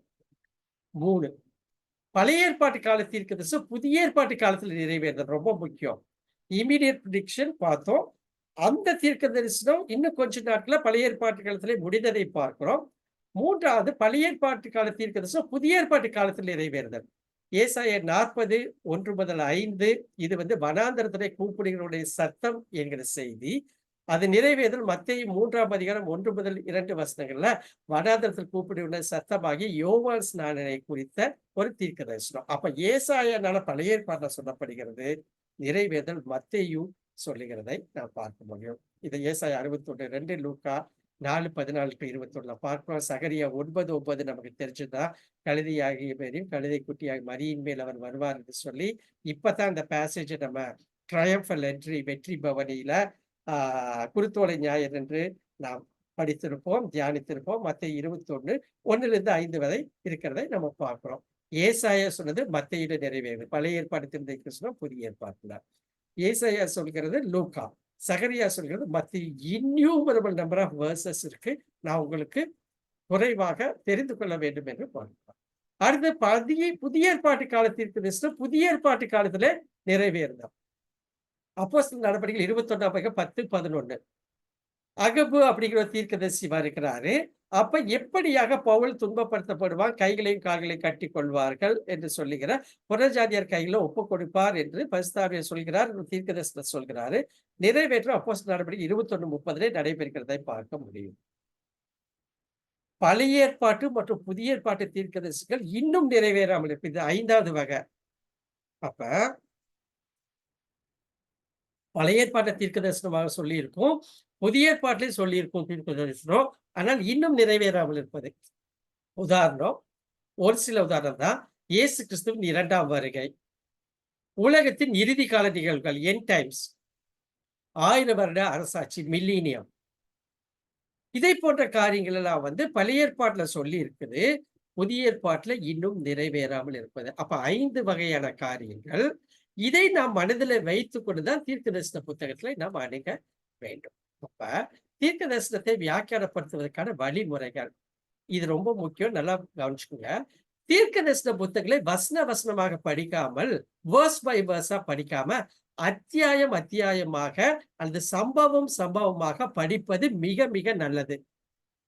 ஏன்னு கேட்டீங்கன்னா, அந்த நாட்களிலே வேதாகமம் மொழிபெயர்க்கப்பட்டு எழுதப்பட்ட போது, எஸ்பெஷலி இந்த தீர்க்கதரிசன நூல்கள் எல்லாம் எப்படின்னு பார்த்தீங்கன்னா, அந்த சம்பவம் வந்து பர்ட்டிகுலர் அதிகாரத்தோட முடியாம, அடுத்த 2 வசனங்கள அடுத்த அதிகாரத்துல 1, 2 வசனங்கள சேர்த்து படிச்சா தான் புரியும். ஏன்னா, அந்த நாட்ல அதிகாரங்கள் எல்லாம் இல்ல.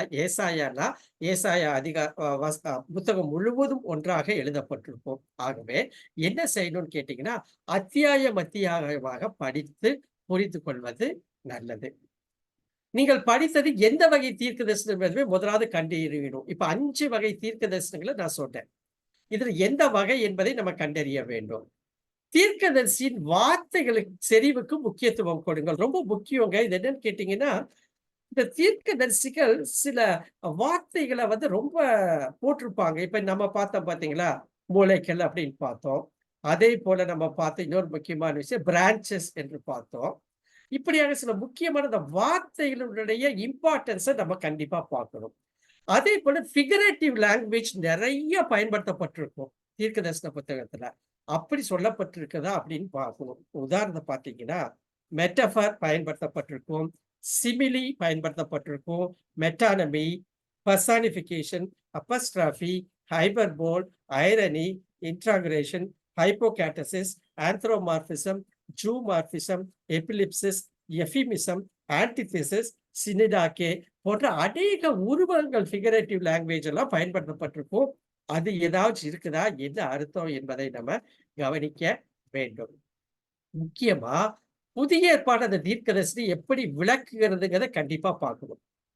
அதே மாதிரி அந்நாட்களில் வாழ்ந்த மக்களின் அடிப்படையில் அந்த தீர்க்கதரிசனம் எப்படி புரிந்து கொள்ளப்பட்டது என்று கண்டுபிடிக்க ரொம்ப முக்கியம். அந்த நாட்கள் வாழ்ந்த மக்கள் எப்படி அந்த தீர்க்கதரிசனை புரிந்து கொள்ளார்கள் என்பதை நம்ம கண்டுபிடிக்கணும். இதெல்லாம் முக்கியமான விஷயம்.